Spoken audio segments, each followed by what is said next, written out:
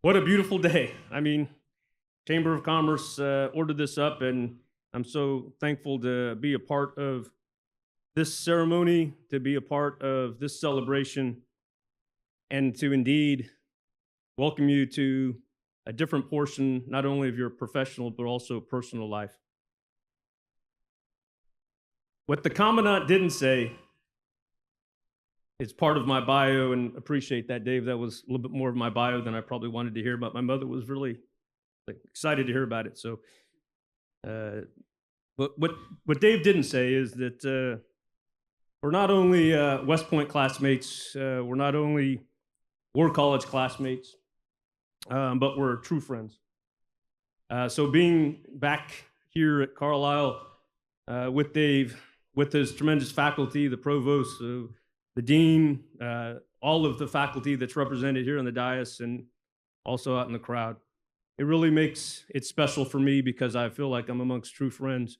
And for those that are graduates, I have so much empathy and excitement for you. I sat in your seat a few years ago and didn't know what the world had in store for me. And I think that when I look at you, I don't know what we have in store for you either. But it's going to be exciting and you're going to do great. I do want to make sure that not only recognizing Dave and his tremendous leadership and faculty here, but just recognize that institutions like this truly are for our Army, and I would argue for our nation, just like Harvard, just like Stanford, just like West Point are our crown jewels, and we should celebrate them, hold them up, and truly ensure that we recognize the role that they have not only in our Army, in our armed forces, our nation, but truly in the world. So this is a celebration of the Carlisle community and what you all provide us on a yearly basis with the graduates that you see before you today. So I want to offer, I know we're going to celebrate and give you a round of applause a couple more times, but let's have a round of applause for your Commandant and your faculty. How about that?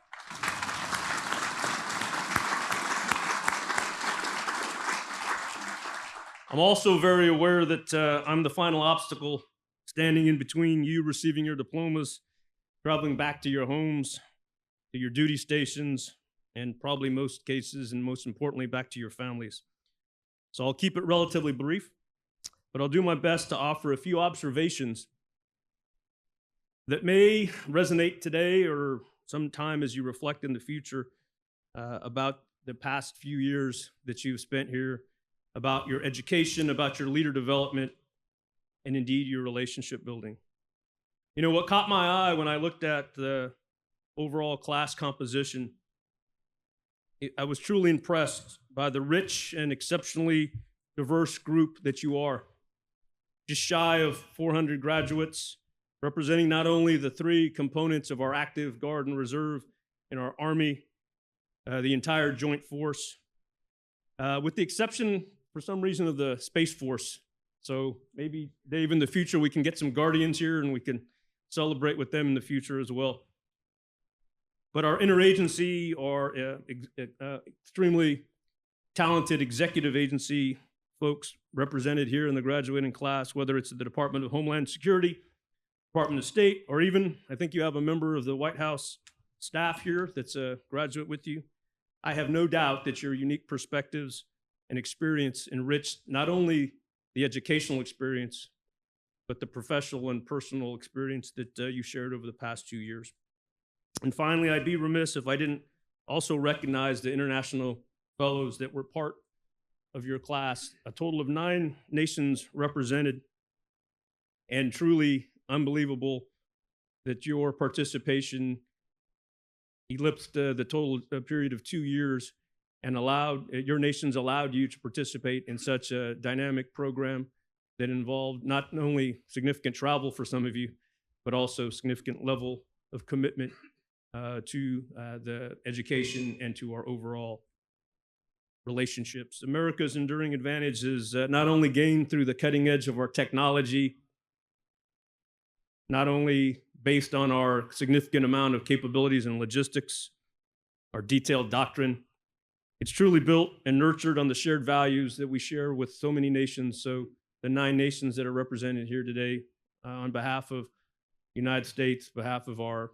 national security team, thank you for what you do, and we look forward to continuing to partner with you as we go forward in building an enduring advantage of these types of relationships. Earlier this week, I had the opportunity to speak to a few of your classmates. I wanted to get a better feel of what your experience was and kind of understand who is actually part of your graduating class. I spoke to 3 of your classmates. I won't name them, so you don't blame them for some of the comments that I make or anything like that. But let me just say, it was a great experience. They were an unbelievable group of representatives of your talent, your experience, and indeed your potential. One thing that really struck me that you all have in common is the ability to balance very full and busy lives while simultaneously navigating this rigorous academic schedule that we put you through in the past 2 years. What also jumped out at me is how much of a commitment it has been for each of you. Most of you, along with your spouse or significant other, are dual professionals. Many of you are also dual military. Virtually all of you have maintained a full-time career and rigorous reading, and I know they always say it's a lot of reading if you do it, but I know that you all did it, and you all paid attention, and you all were focused and ready for your seminars and your discussions. You know, this incredible version of what we want to call professional multitasking may not necessarily be obvious to you at this time, that it enabled you to immediately apply some of the lessons as part of your curriculum. As I spoke with your leadership, one of the valuable things that you were able to do is take what you were discussing in class and immediately apply it to whatever you were doing, whether it was in your personal or your professional life, your work, your unit, your organization. That's not necessarily something we get out of the other war college experiences, so you need to be really appreciative of understanding that you are able to immediately apply and have applied, so you have this OJT of the actual curriculum as it's gone on. I'm sure each of you at some point along this journey wondered if it was all doable. I guess put more plainly, you probably said something like, what the hell did I get myself into? But inevitably, your personal discipline, your family, and other networks of support were enduring, and they enabled you to persevere. It's also evident, as the commandant said, that this is not only a personal experience, but a familial experience. You probably missed a lot of family events as part of your studies or travel. You deferred some vacations, some late night studying and writing, and then, of course, your 2 iterations of your 2 weeks here in resident sessions. None of that comes easily. It all comes at a cost, and it's stuff that you can't get back. So to the family members that are here, it's great to see you represented and standing along your student. But some are, I think, probably watching online. And again, thank you for a spouse, for a significant other, for a child supporting your parent or other family members. None of this could be possible without that support. I'm a personal example of that, and I know all of you are. So one more round of applause for the families and friends out there.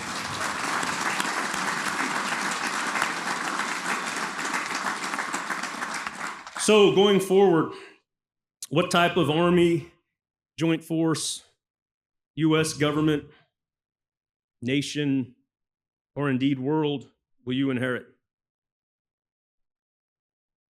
I have no idea. Nothing is for certain. But I do know a few things that I've been able to not only learn and apply, but actually pass on. Call them truisms, call them descriptions of the future, whatever you want to do, whatever you want to call them when you encounter what's next. One of the most important things that will guide you through this uncertain time, and I hope you realize it, is that your leadership and your strategic vision will be the primary pilots or navigation capability that will guide us through these challenging times and challenging circumstances. Nothing can prepare us for what is going to come up except sound education, thoughtful relationships, and truly caring about what you're a part of. Those characteristics, those skills are not necessarily something that you all share with some of your peers as you get out there. So it'll be your responsibility incumbent upon you to bring what you learned here through your education, through your relationships, and make the foundation of positive leadership in whatever you're a part of. And I also know that the characteristics that got you to this seat here, that enabled you to be selected from your military organization, your civilian organization, your government, your nation, were very positive and made you stand out. But they're not necessarily the same types of characteristics or talent that's going to allow you to go forward. Indeed, your experience is probably very common up to now. But as you leave here, the aperture of your responsibilities, the requirements, and indeed the opportunities are going to be much more broad. And you probably don't even know what you're going to get into when you leave here. Some folks have something in mind and you think, oh, it's going to be very clear and very linear. I will tell you that, that you're going to experience some things in the near future and you never thought that you'd be able to prepare to do those things, or quite frankly, trusted to do those things.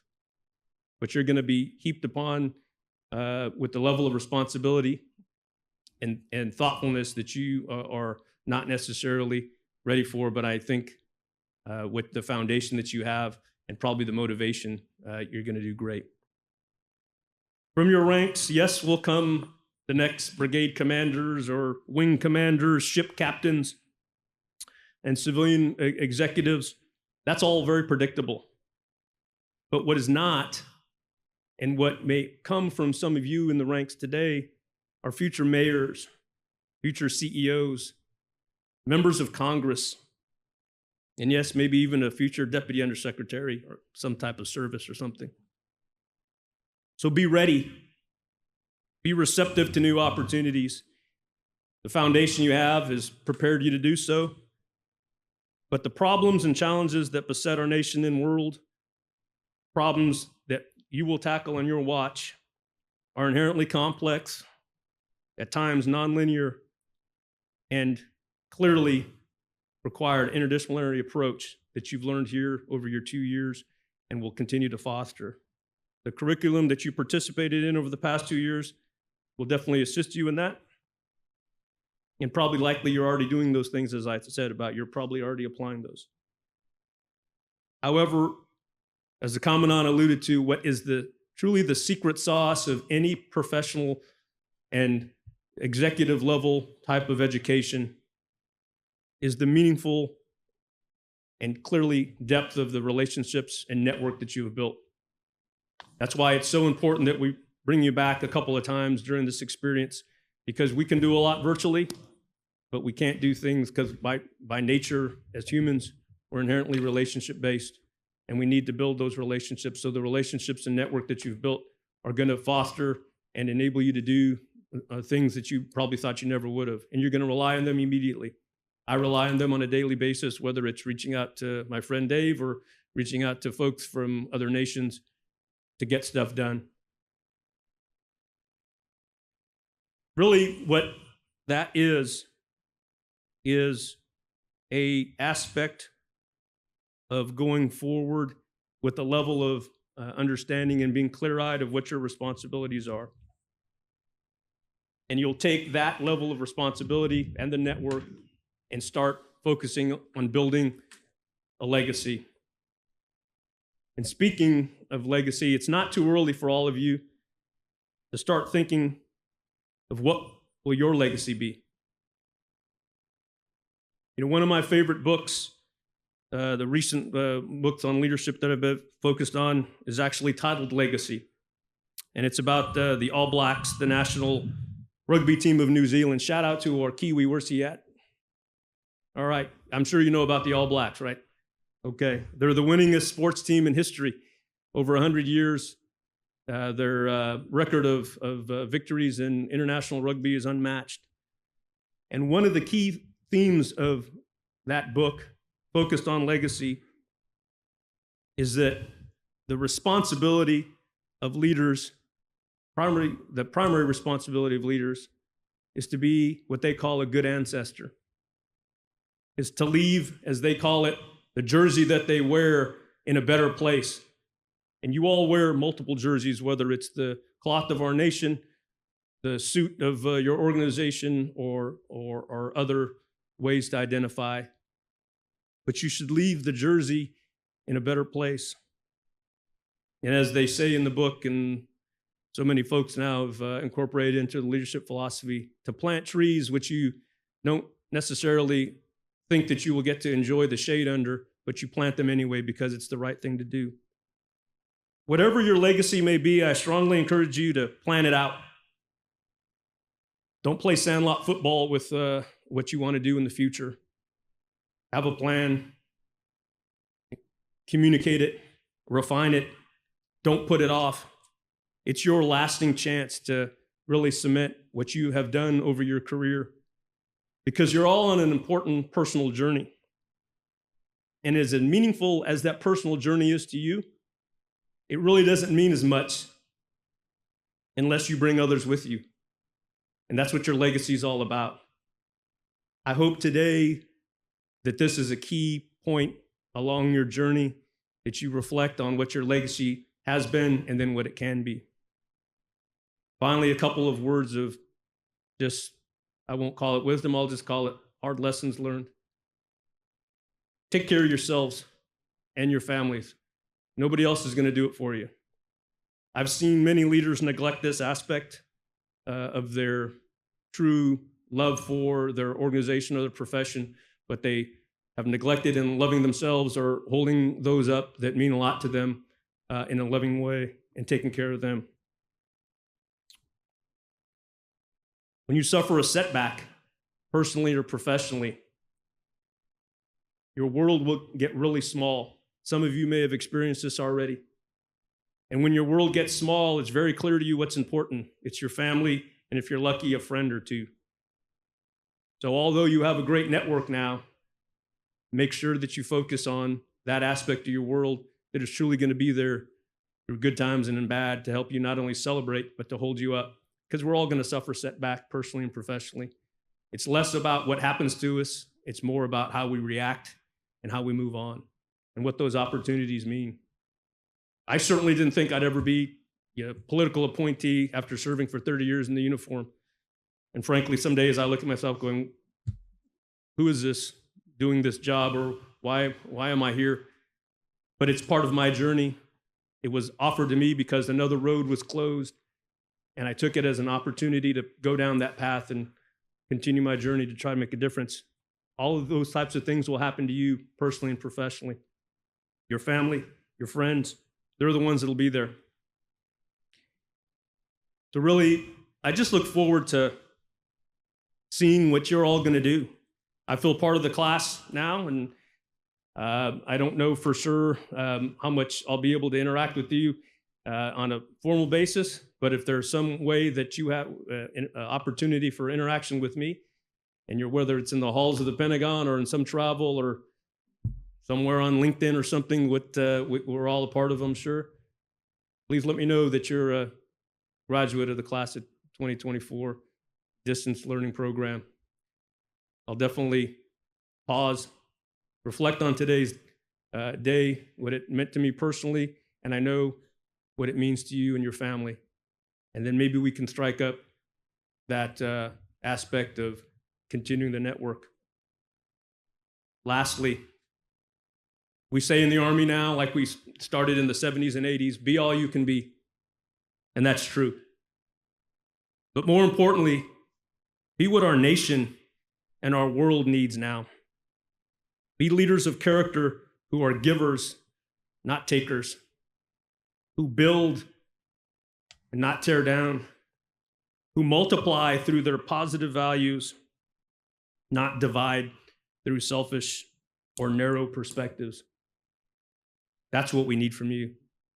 That's what we need from each other. And when we have a world and nation and other subcomponents of our lives that are so divisive, you all can be the glue to make things stick and to bring bring us together, bring people together, bring organizations together. And I hope that that's what you all do when you depart today, and you consider that part of your legacy. Thank you again. This has been great. I look forward to hearing and seeing what you're all going to do next, and a sincere congratulations from me. Thank you so much.